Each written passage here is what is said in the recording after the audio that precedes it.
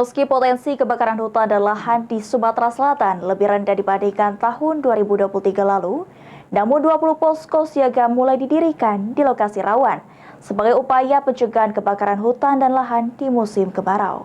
Hutan dan lahan di wilayah Sumatera Selatan pada tahun ini diprediksi lebih rendah dibandingkan tahun 2023 lalu. Hal tersebut disebabkan oleh dampak La Nina yang mempengaruhi curah hujan di Sumatera Selatan masih cukup tinggi meski sudah memasuki musim kemarau.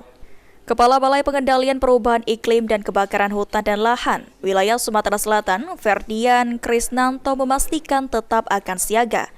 Hingga saat ini, PPIKHL telah mendirikan 20 posko siaga darurat karhutla, ditambah 4 pondok kerja dan 4 daerah operasi yang tersebar di kabupaten kota yang rawan terjadi kebakaran, seperti di daerah Kabupaten Oki, OI, dan Kabupaten Musi Banyuasin. Selain itu, untuk persiapan memasuki musim kemarau, PPIKHL sudah meminta BPBD Provinsi Sumatera Selatan untuk segera menetapkan status siaga darurat karhutla sebagai langkah awal mengantisipasi terjadinya karhutla di Provinsi Sumatera Selatan.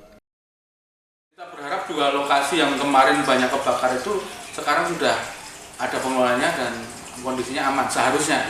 Tinggal yang kita pastikan yang dari sisi masyarakat, yang APL yang yang hak milik masyarakat misalnya, yang di sekitar jalan tol,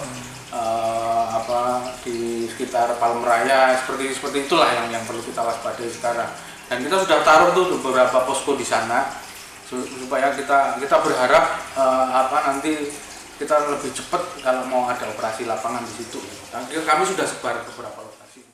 Ditambahkan Ferdian, berdasarkan dari data citra satelit, dari bulan Januari hingga April 2024, wilayah Sumatera Selatan yang sudah terbakar mencapai 140 hektar. Eki Saputra, PAL TV.